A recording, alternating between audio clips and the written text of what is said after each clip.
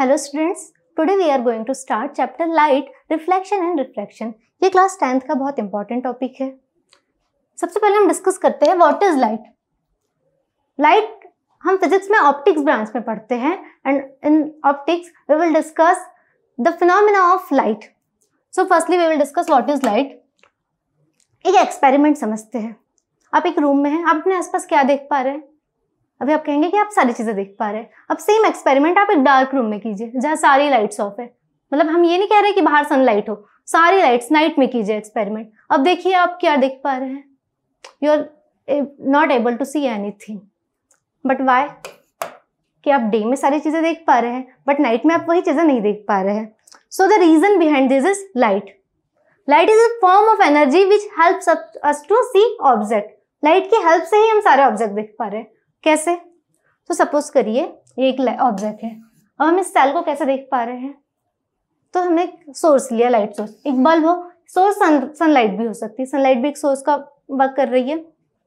तो ये source light उस ऑब्जेक्ट में जाएगी, देन ऑब्जेक्ट उस लाइट को रिफ्लेक्ट करेगा और वो रिफ्लेक्टेड लाइट हम लोग की आईज तक के पहुंचेगी, देन हम उस ऑब्जेक्ट को देखने में एबल हो पाएंगे। So the light is a form of energy which help us to see objects.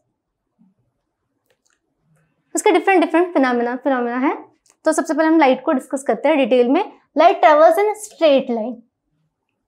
इसका एग्जांपल देखते हैं कि आप एक रूम में हैं, बाहर सनलाइट है, रूम में सारे विंडोज वगैरह क्लोज है। सपोज वहां एक छोटा सा होल है। आपने हमेशा देखना कि उस होल से लाइट हमेशा एक स्ट्रेट लाइन में फॉर्म आते हुए दिखेगी हमें। कहीं वो आते हुए आके स्कैटर नहीं होगी, एक स्ट्रेट लाइन में। जैसे एक रूम है, रूम का एक होल है, तो देखना आप वो लाइट स्ट्रेट से एक स्ट्रेट लाइन में आते हुए। इस फिनोमेना से, इस एक्सपेरिमेंट से हम समझ सकते हैं कि लाइट एक स्ट्रेट लाइन में ही ट्रेवल करती है। Okay, the common phenomena of light are images by mirrors, formation of shadows, twinkling of stars, rainbow. ये हमने देखा, ये सारे फिनोमेना लाइट से रिलेटेड फिनोमेना है। इनको हम डिटेल में डिस्कस करते हैं इस चैप्टर में। Firstly we will discuss the basically two phenomena which are reflection and refraction of light। तो सबसे पहले हम लोग रिफ्लेक्शन डिस्कस करेंगे। रिफ्लेक्शन में क्या हो रहा है? When a ray of light approaches a surface and the light ray bounces back to that surface is called reflection of light। Suppose एक रिफ्लेक्टिंग सरफेस है, एक लाइट आ रही है, उसे स्ट्राइक कर रही है, वापस उसी मीडियम में बाउंस बैक हो रही है। ये दूसरे मीडियम में ट्रेवल नहीं करेगी। अगर ये ट्रेवल करी दूसरे मीडियम में तो ये फिनोमेना रिफ्लेक्शन नहीं होगा, लेकिन अगर वो उसी मीडियम में बाउंस बैक हो जा रही है तब वो फिनोमेना रिफ्लेक्शन का हो जाएगा। अगर वो दूसरे मीडियम में चले गई तो ये फिर एब्जॉर्प्शन, रिफ्रैक्शन, डिफरेंट फिनोमेना आ जाते हैं। बट रिफ्लेक्शन में कंडीशन होती है कि लाइट बाउंस बैक होके उसी मीडियम में वापस ट्रेवल करती है। Okay, so in reflection we will discuss laws of reflection. There are two types of laws. The first law is the angle of incidence is always equal to angle of reflection. So firstly question arises, what is angle of incidence and what is angle of reflection? So the angle formed by incident ray and normal is called angle of incidence. अब question है कि incidence ray क्या है, normal क्या है? So जो ray उस medium में रिफ्लेक्टिंग सरफेस में ट्रेवल होके आ रही है वो इंसिडेंस रे है, और जो बाउंस बैक होके उस मीडियम में वापस जा रही है वो रिफ्लेक्टेड रे है। ओके, अब नॉर्मल क्या है? तो जहां इंसिडेंस रे रिफ्लेक्टेड रे इंटरसेक्ट कर रही है उस पॉइंट से आप एक 90 डिग्री इमेजिनरी प्लेन ड्रॉ कर लीजिए, इमेजिनरी लाइन। ये इस सरफेस की नॉर्मल है which always form a 90 degree angle. Okay, तो नॉर्मल सरफेस का एंगल 90 डिग्री है। अब है the angle which is formed by incidence रे and normal is angle of incidence, and the angle which is formed by reflected ray and normal is angle of reflection. Okay, and the second law is the incidence रे, the reflected ray and the normal at the of the mirror at the point of incidence all lie in the same plane. So the incidence ray, normal and reflected ray always lie on same plane. Now the one question जिसके through हम लोग इस topic को detail में discuss करते हैं, अच्छे समझ पाएंगे। क्वेश्चन है, find the angle of incidence and reflection if angle between incidence ray and reflecting surface is given, which is 30 degree. And now we have to find angle of incidence and angle of reflection. So we have given angle between incidence ray and reflecting surface. We know that angle between normal and the reflecting surface always 90 degree. तो हम देख पा रहे हैं ये एक supplementary angle का group form कर रहा है, इंसिडेंस रे and angle between surface and incidence रे विच इज 30 डिग्री. तो आई अगर हम देखेंगे तो 30 degree plus i which is equal to 90 degree. And from this we can say that i equals to 90 degree minus 30 degree which is equals to 60 degree. So angle of incidence is equals to 60 degree. Now we have to find angle of reflection. और अभी हमने just पढ़ा कि angle of incidence always equals to angle of reflection. ये क्या है? Law of reflection है अपना कि दोनों एंगल्स ऑलवेज इक्वल होंगे. तो अगर आपका एंगल ऑफ इंसिडेंस 60 डिग्री है तो obviously angle of reflection is 60 degree. Clear? So this one is 60 degree and also this one is 60 degree. Clear?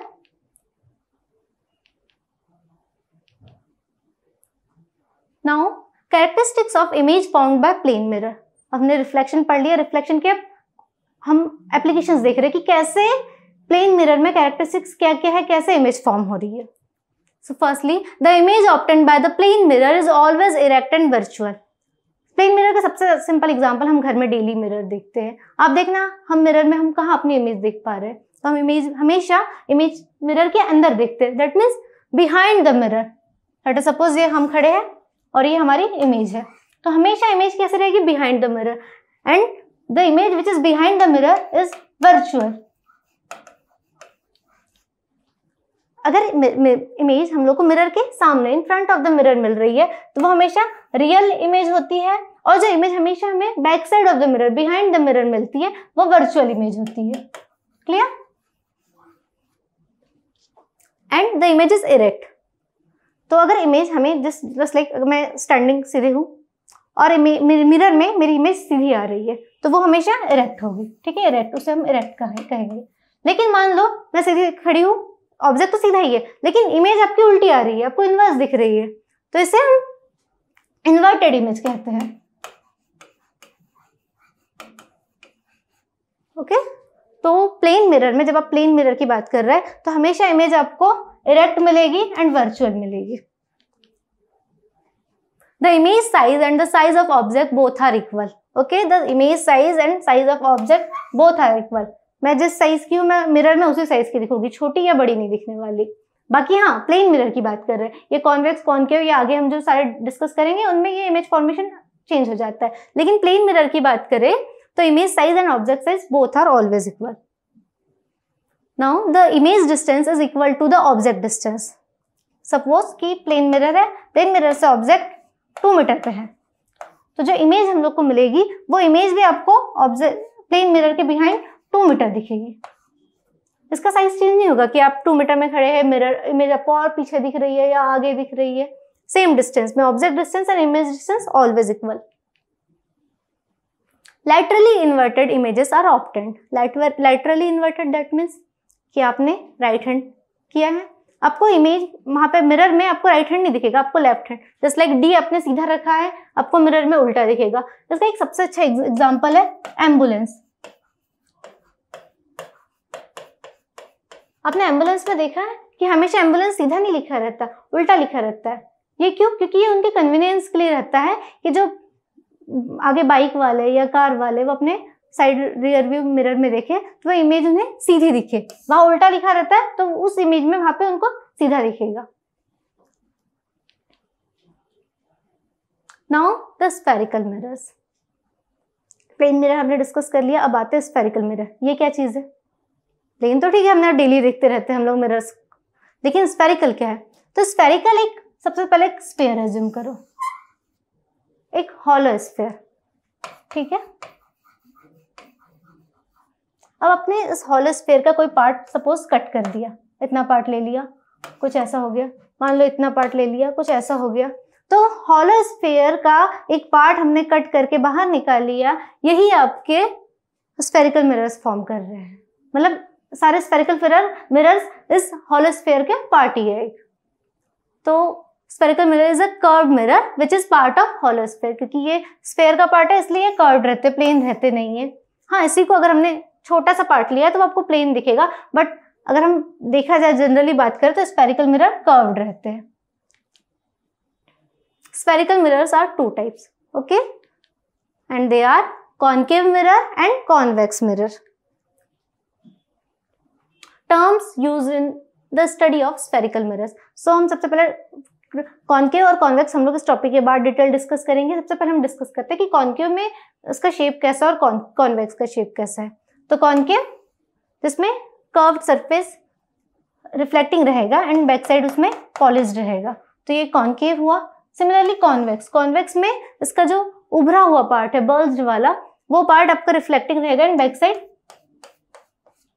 Polished रहेगा।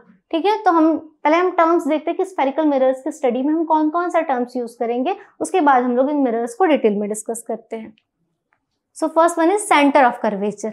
हमने स्फेरिकल मिरर पढ़ा, कॉनकेव एंड कॉन्वेक्स होता है, अब इनमें सेंटर ऑफ कर्वेचर क्या है। तो हमने सबसे पहले जाना कि ये एक हॉलोस्फीयर के पार्ट है। तो मान लो ये एक मिरर है, उसको एज्यूम करो एक हॉलोस्फीयर, ड्रॉ कर लो एक स्फीयर। ठीक है, अब इस स्फीयर का, जब भी एक स्फीयर का पार्ट है तो उसका कोई ना कोई सेंटर तो होगा इस हॉलोस्फीयर का। तो इस हॉलोस्फीयर का जो सेंटर था वही इस स्फेरिकल मिरर का सेंटर ऑफ कर्वेचर होगा। Clear?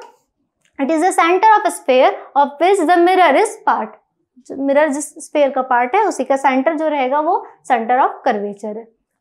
Now the next topic is radius of curvature. तो हमने देखा कि इस हॉलोस्फीयर का जो सेंटर था वो सेंटर ऑफ कर्वेचर था and the distance between centre and pole, इसका सेंटर एंड कर्वेचर के बीच का जो डिस्टेंस है वो हो जाएगा radius of curvature. Clear?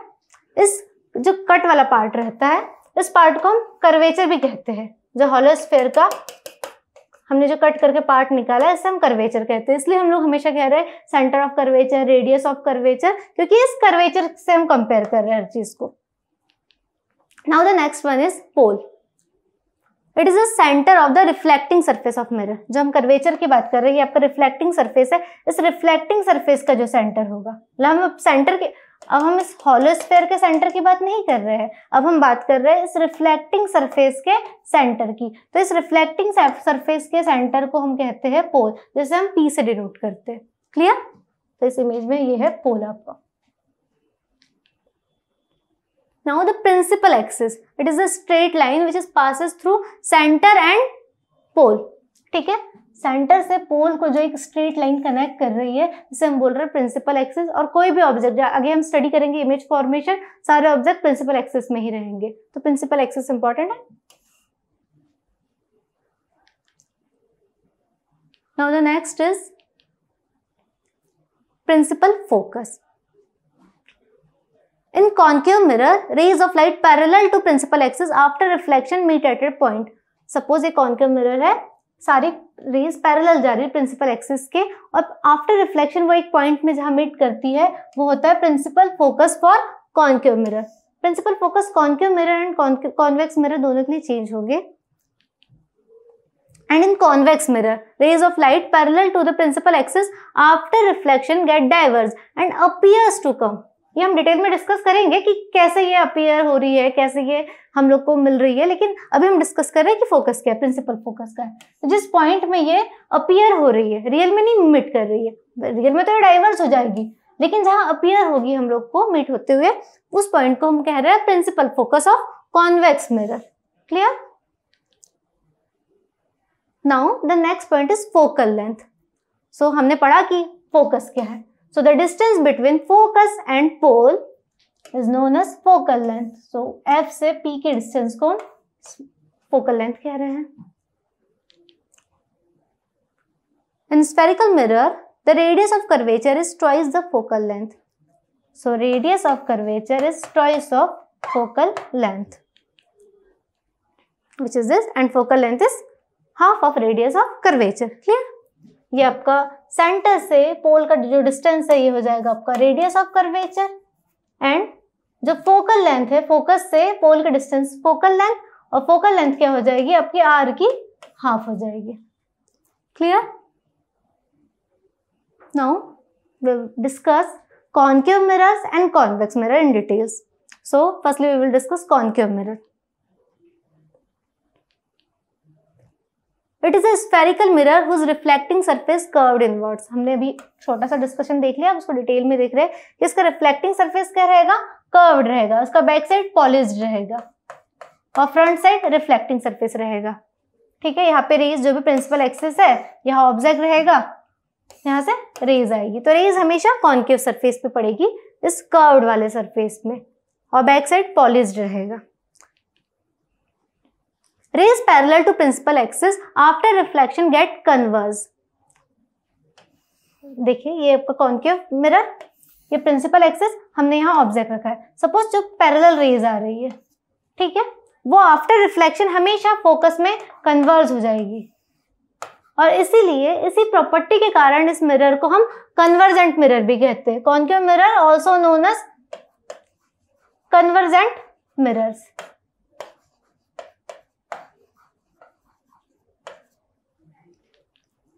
And the next is convex mirror. Convex mirror में क्या होता है, जो कर्व्ड पार्ट है वो पॉलिश्ड रहेगा और जो ये उभरा हुआ भाग उसका बल्ज्ड पार्ट है वो रिफ्लेक्टिंग सरफेस रहेगा। ये प्रिंसिपल एक्सिस है, यहाँ ऑब्जेक्ट रहेगा और यहाँ से रेज जाएगी लाइट रेज।